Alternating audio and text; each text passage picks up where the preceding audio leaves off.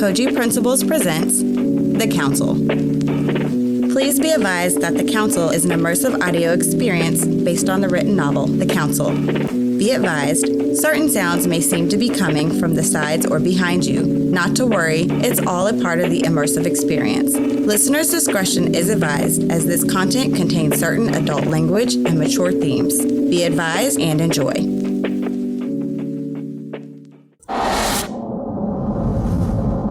Previously on The Council. Well, look at you, Eddie. I'm impressed. I'm killing it, putting my signal on 200 feet while merging over. Eddie, do you want to learn the responsibility it takes for you to drive? The name of the game is Get Home Safe, Get Home Alive. Cool. I mean, I'm not getting pulled over. I'm too awesome for that. Young man, license and registration. Here goes RoboCop. Why I gotta do all these slow movements? It makes no sense. So I guess you want to go to jail for driving without a license, right? No, sir, I have my license. Out of the car right now. Is that necessary, sir? I think my ID's in the center console. I'm just trying. I said get out of the car Dad, now. is When I say everyone something, just stop? This hurts, Dad, please. Do you hear me? Look, I'm ordering you to stop resisting. Stop resisting arrest. Do you hear Dad, me? calm down. Get home safe. Get home alive.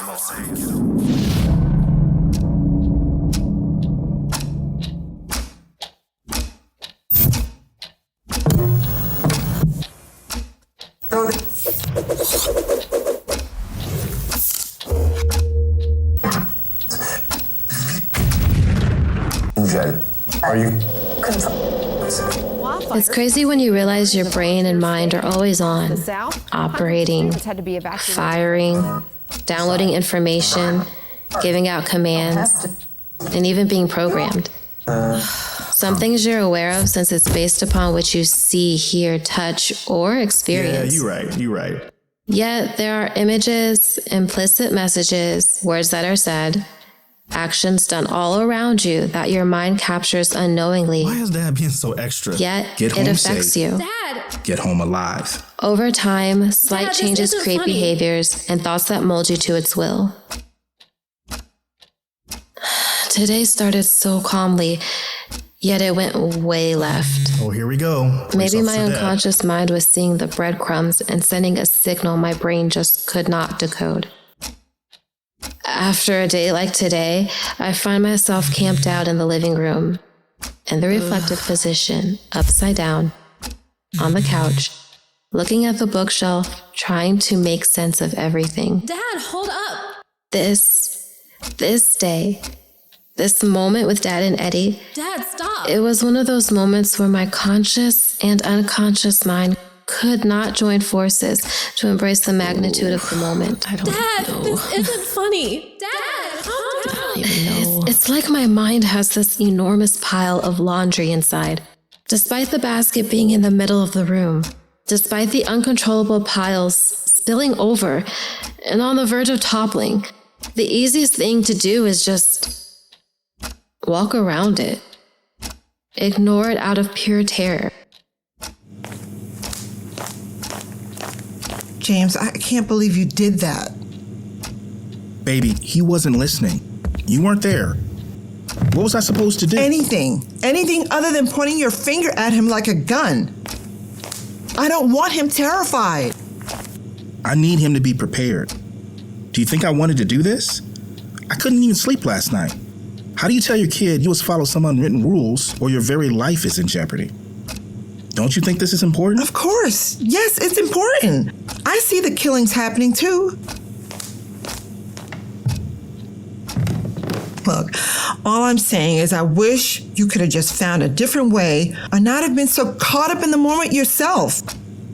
He might be scarred for Baby. life. Do you realize that? Vanessa too. We can't protect them forever. Especially him.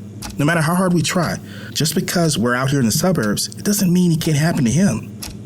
James, look, I know it's not an easy job to teach him how to be a black man because it's difficult teaching her to be a black woman. I just don't want him to fear what people might think of their blackness, then immediately think the worst of what people might do because they are black. Neither do I. But I don't want them to be oblivious to the fact that some people won't be comfortable with them simply because they're black. And sometimes those people carry guns.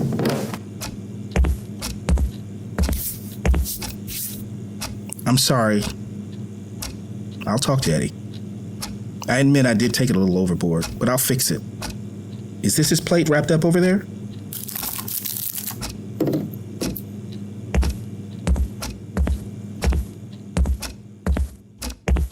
Hey, baby girl. I'm sorry about today. It's okay, Dad. Don't worry about it.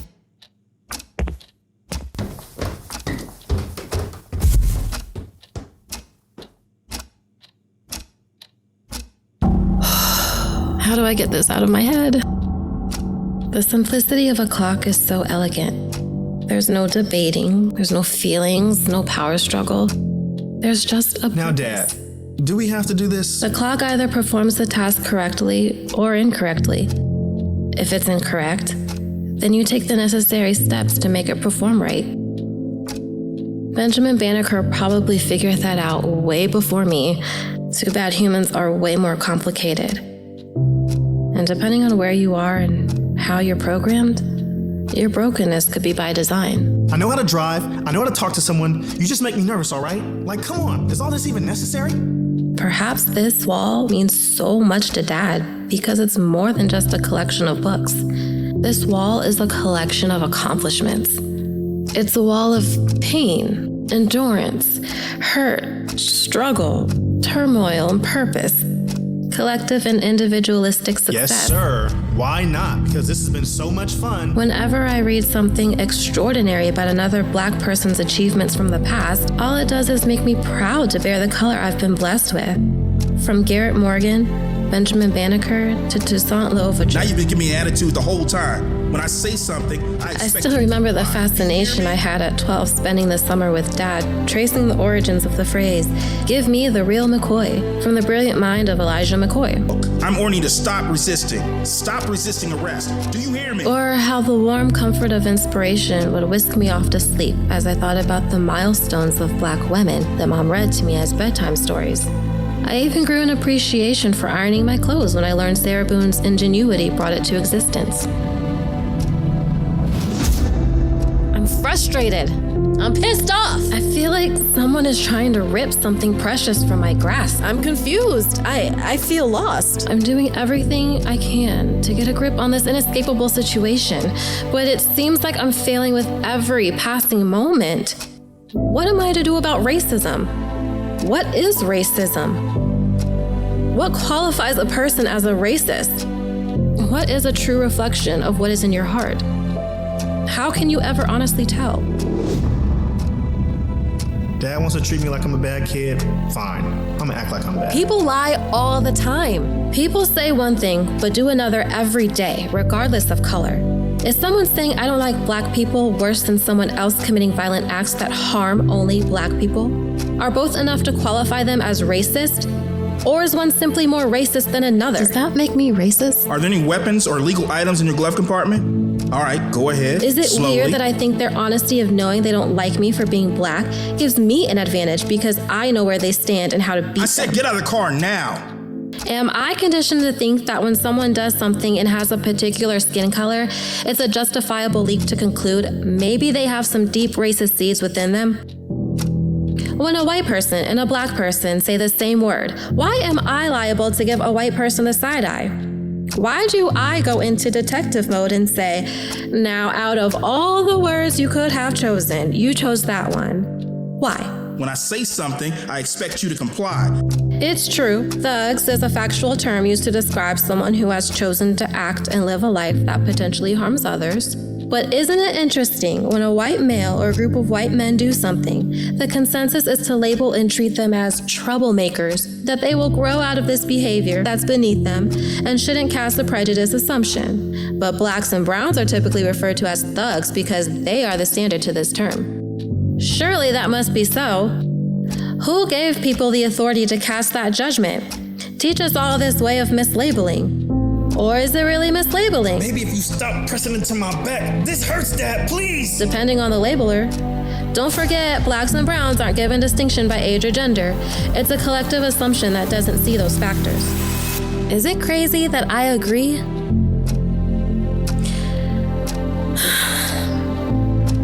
Okay, I agree. It's wrong to blame a person for using the same language that I know a black person would use. But if they're white, I assume it's racist. Couldn't the black person be just as programmed to see his own as they want you to, and describe your own like that?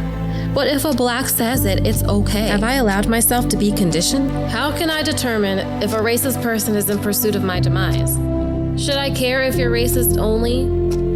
Or should I only care if you're racist that is driving some purposeful action? Get back in the car. I didn't tell you to Is get this out. all just too complex of an issue to boil down to one thing? So, what are you saying? How do I know? How do I move in a way that's righteous enough to know how to divide right and wrong? Why do white people operate the way they do? Why do they say phrases like, I don't see color? Although, when they are in a situation when they don't have warranted control, they magically claim their whiteness and identify your blackness through action and get expedited police to help regain control. Or my favorite white people phrase is, help, please, I don't feel safe. And of course, they convey their whiteness and your perceived threatening skin color. But you have black friends. But is it all the way fair for me to cast prejudgment on white folks because of the sins of their lineage? The whites here and now didn't originate these problems. They just seem to be the ones being paid the dividends of the investments of the past. Send anyone a free check. They're gonna claim it, no questions asked. What do we, as black people, want? It's not like we're the most united. Why can't we as blacks be united? Why are we so strained? Despite being aware of our strain of division, we still choose to operate in that space. What would it be like if the atrocities experienced in America occurred overseas, and when liberated, we sought refuge in America? Some argue that we, as blacks, are our own worst enemy, and that the math doesn't support the popular narrative of the black struggle. Here's a stat. Whites are 25% more likely to die at the hands of police officers. This is used to argue that the black plight is fictitious, and that being killed by a cop is less likely for someone like my brother. Yet somehow the confinement and protection of these numbers don't provide me the comfort they say it should. History around me doesn't suggest that. If that's the case, why aren't whites protesting that they are dying at an alarming rate by police? Should we just accept the risk because at the end of the day, we're all only numbers? Right? That doesn't sit well in my heart. Am I crazy to think differences are points of uniqueness and not points of contention and comparison? That's why I've never said I don't see color. In fact, I acknowledge all color because it is a part of you that at the minimum should be respected and part of what you bring to the table. We all should be comfortable recognizing and championing something so sacred. At the very least, we should be able to be nice, but sometimes that comes off unreasonable. At the same time, am I ready for a white person to recognize my blackness and see me beyond the negative?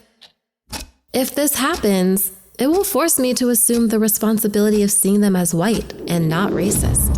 Maybe that's our core grievance. Fix your heart. There are so many twists and turns that can leave you drowning in the deep end of thoughts to a point where you just want out instead of searching for the solution. 400 plus years of actions, systems, implicitness, evil, caste-based rhetoric has been spewed out to where it blurs everyone's vision. This is crazy. It's interesting. In Jesus' day, it was ethnicity and tribalism that drove division. When I tell you to do something, you are to comply. Do you understand? The rocking of the seas is still with me. And it has evolved into a race, color, and tribalism issue. My family's warmth is still with me. I remember Mom saying how in all this senselessness, we ask where God is, but we forget that we are His image bearers, and the answer is found in the collective us. Yet the collective us is being rejected for the selected few.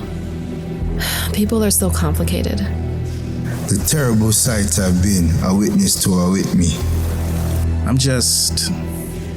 praying. Your next 4 creative writing assignments will be centered around the thought depicting your great America. I can never forget these things, for they have directed me on this path. to build these last moments. What are the great foundational principles that we should keep? And what are the ones people should improve on? What is America to you? It's not supposed to feel good. Now you've been giving me an attitude the whole I pray time. that these writings make it into the hands of a loving person. One who will feel the pain behind these words. One who will understand the actions that follow these words. I'm warning you to stop resisting. Even my secret ability to pen these thoughts can cost me what fraction of a life I have left. It's my duty to make sure he's prepared for all that comes with driving. The stolen life I've lived till now, my brethren and I are not stealing but merely reclaiming what they took from us. America's pharaohs will no more keep us in bondage. Is life really about power? The name of the game is crazy. Get Home Safe, This is crazy. Get Home Alive. It's interesting we've been in search of this utopian state throughout the history of humanity. At least what movies and books have taught me is that the problem in creating a utopian place is it must be built upon the backs of others, accepting their misfortune and suffrage. Lord, please give me the strength to lead the brethren to claim our true freedom.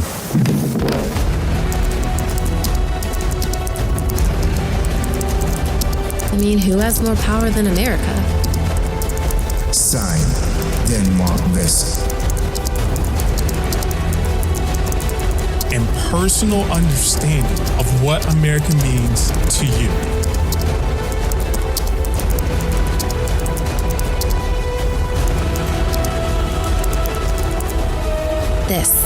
This will be my America.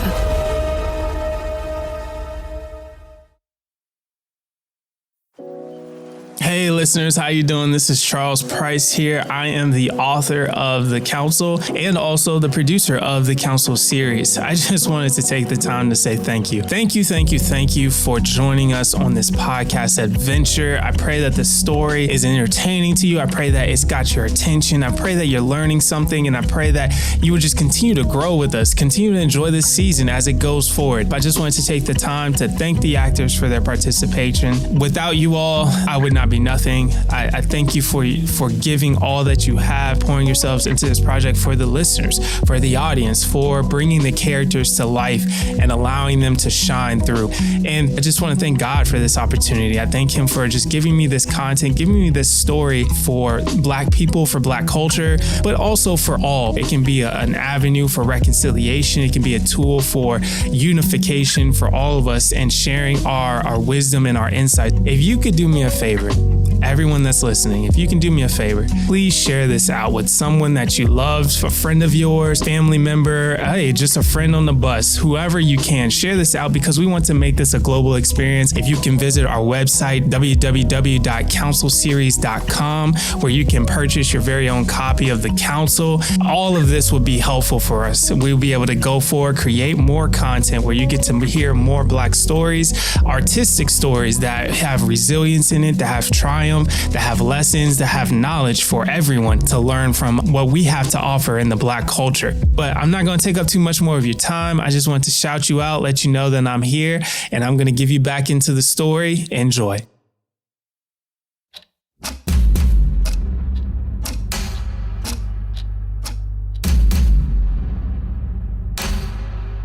Wade in the water. Wade in the water, children. Wade in the water. God's gonna trouble the water. The moon looking real still and big and bright tonight. It's almost like it's looking for an eyeful of that torture the sun done saw today. Harsh days is all we see. Heck, it's all we know. Ain't nothing else to do, just go on and accept it. Or wait on the Lord. Waiting on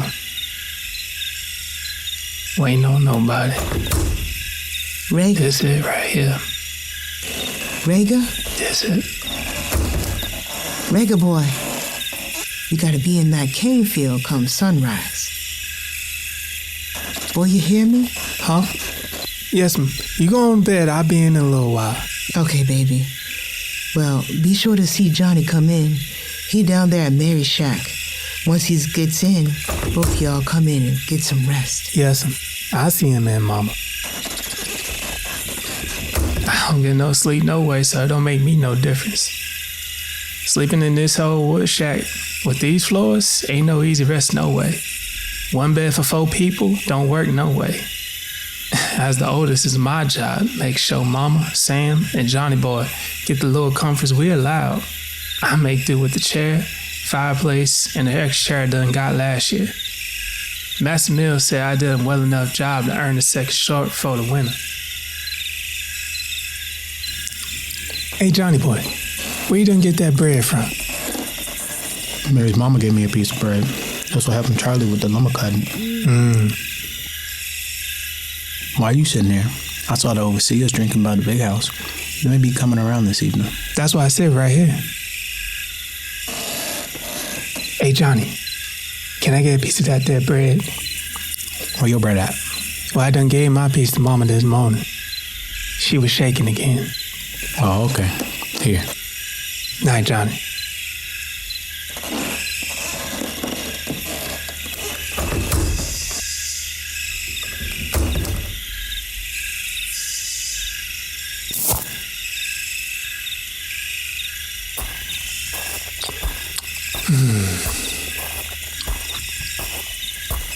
One, two, three. I love standing on this little hill. Dad used to say, the way the moonlight shines on you, it's like God's attention is on you. 5. This hill was our place. 6, 7. I remember when he used to pick me up and took me on this hill here, and I would just feel so loved. 8, 9. You know, as children, you get to run, jump, laugh, and imagine. Then as you get bigger, you get called to work. I ain't no child no more. 10, just another nigga slave. 10, 11, 12. Only decision you have as a slave is whether you gonna feel what's coming your way or not. If you don't, master and the overseers will rip your soul up out you. It's up to you if it be slow or fast. Mine left with Daddy. At least before he left, he taught me how to count and see and remember. He used to always say, Master got 15 slave houses. We stay in 2. All shack houses sit on top 5 piles of bricks. 5 stand about a foot tall, and they got 1 pile on each end of the shack. There ain't one in the middle. Daddy said the overseers made the bricks tall and wide so they can see up under the house. So that way you can't hide. So best not play under that. All shacks got 2 cuts in front for the windows and 1 on each side for the shack doors. Inside each shack, we got what we got and get to keep what they say. We used to have 2 beds and 3 chairs, but an overseer done came through and said that the bed and 2 chairs was too much when they took Daddy away. They said we was too comfortable and didn't deserve it. Now we just left with just 1 bed, fireplace, chair, and 2 blankets. Behind the last shack house be the woods. So dark down there, not even the moonlight shines down in there. The master house is 53 steps behind this here hill. On the left side of master house be the tobacco farm, and then on the right side where we grow the sugar cane. On the back side is the tooling station for the horses. Through the sugarcane side, that's supposed to be the river, and it be 37 paces out and run all the way down.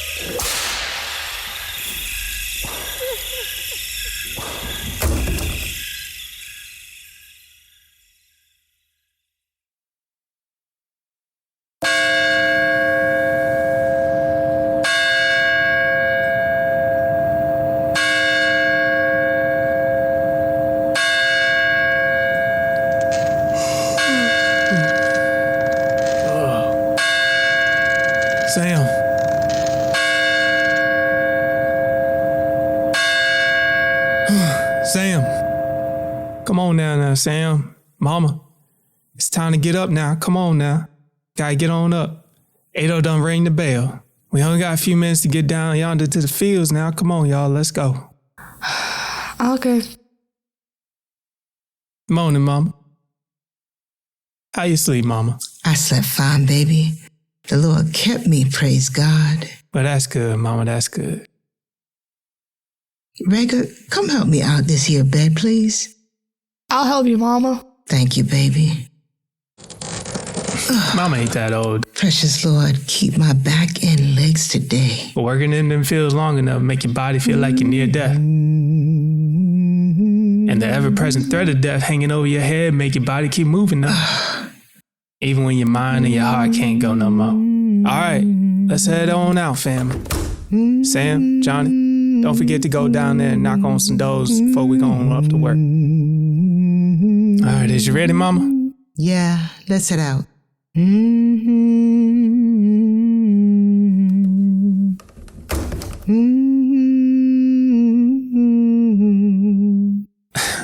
Mama's here never not humming no tune.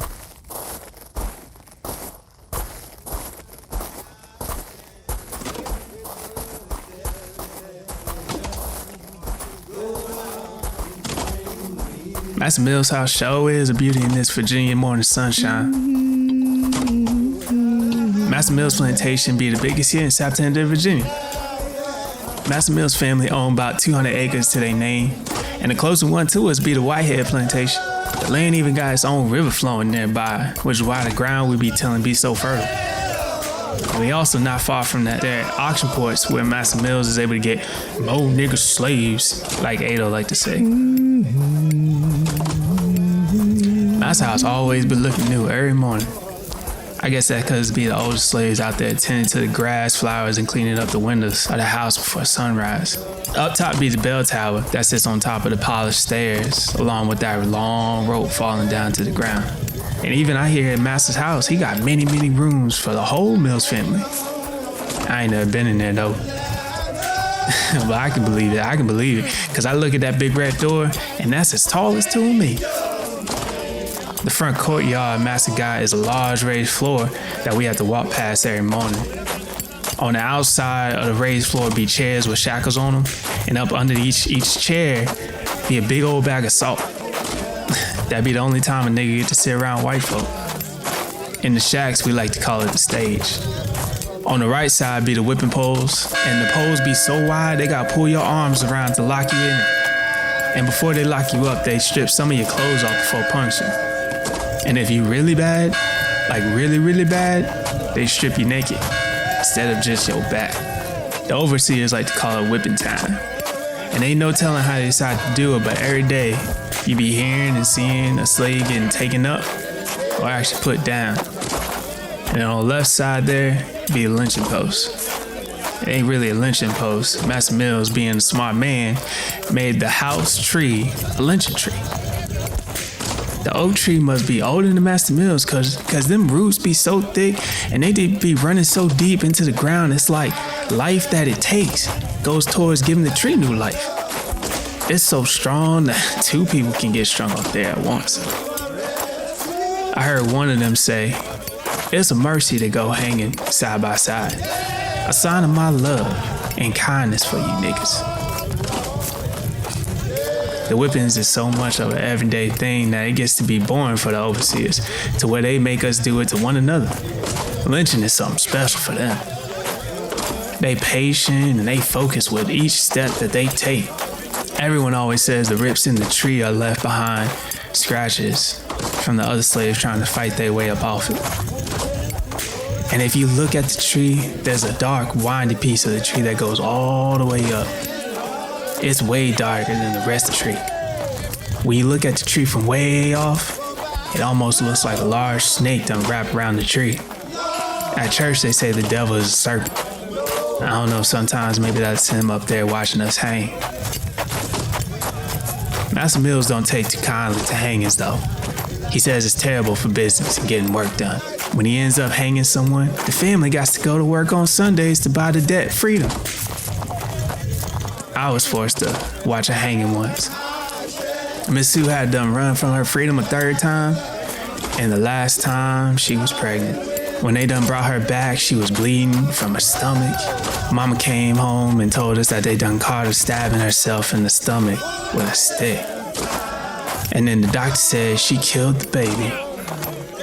Master Mills ordered her to be hanged in the morning if she was still alive. He wanted us to watch her get lynched before he went to the fields. He told us that this here punishment is not only running away, but for also stealing something that wasn't hers. That baby. I still remember seeing the bright reflection of her tears as the sun shined bright on her lifeless body. She didn't fight, no shout when they were working on putting her up there. And then as I went out and worked in the tobacco fields that day, I thought about that thing. Maybe she felt like her and the baby were more safe living in death than living in this here life. Morning, sir. Where you headed, boy? Morning, sir. Me and Mama head right down there to the cane field today, sir. We got our bags right here and we gonna get busy for you, sir. Well, not today. I want you to be going into town with Ado to pick up some supplies. Now hurry on back there. He should be waiting on you. But sir, I gotta get Mama to the field and we gonna get that work turned in for you, sir. We gonna do a really nice job just out there in the cane field, sir. Did you just tell me what you plan on doing? Are you in charge here, boy? No, sir. I never do that. You the boss. What's your name, boy? Rager, sir. Well, Rager, I suggest you get to getting like I told you. Or maybe you find yourself laid up with 40 lashes like Frank. I don't take too kindly to a nigga talkback. You hear me, boy? Yes, sir. I head over and round back right away, sir. Rager, I still expect the same amount of work to get done today. I suggest you best get busy with your day, or it could end up being just a good day for me. You mind yourself out there. We are everywhere, and we demand you niggas to follow the rules at all times.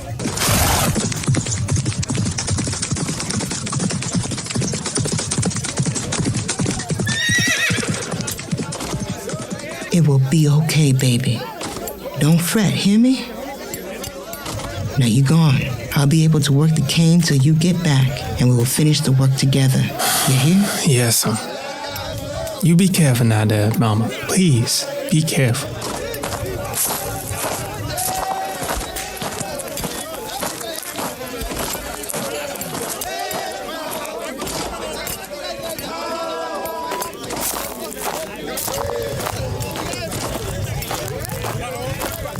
Being a son and a slave is hard. The love I get as a son feels so good, but it hurts. Because I know that it can be gone at any moment. Because all they see is two slaves. And we'll be treated like that, so time apart can be the last time if they decide. For as far back as I can remember, Ado's always been the plantation's elected tribe. Ado stood to be one of the tallest males on the plantation, though he stands to be the skinniest one too. As I make my way round back, I stand and watch Ado struggling to load up the horse and wagon. And I think to myself, I'm stronger than him. But what Ado lacks in strength, he sure make up for in hate. As the driver, he gets special treatment. His shack is right there next to Massa House. His job be driving around the white folks wherever they want to go. And if he ain't driving, he either fixing up something or plotting something. Ado believes he better than the rest of us niggas since his color is more like theirs than us in the fields. And at the end of the day, when we be coming in, he runs off and go tell the white folks all our business we be doing. And at night sometimes, I see him walk around the shack houses where the rest of us at like he's supposed to be keeping watch on us. All the white folks though don't help because they let him whip us from time to time. You just gonna stand there, nigga? You best get to helping out before I tell the boss about you. Have you strung up on that pole again? Yes. You have just listened to another episode of The Council. Tune in next time for an all-new episode. This episode stars Florence Cuffey as Jessica Whitfield, Amber Price as Vanessa Whitfield, Christopher Thomas as Eddie Whitfield, David Webb as James Whitfield, Charles Price as Rager Mills, Josie Arrington as Rieger's mom, Jalen as Sam, Londell Price as Johnny Boy, Avon Price as Overseer. KOGI Principle presents The Council, story written, directed, produced, and edited by Charles Price. Thank you for listening, and if you can't get enough of The Council, please visit www.councilseries.com to purchase your very own copy. If you enjoyed this episode, please like, subscribe, and share with your friends, family, and a random person.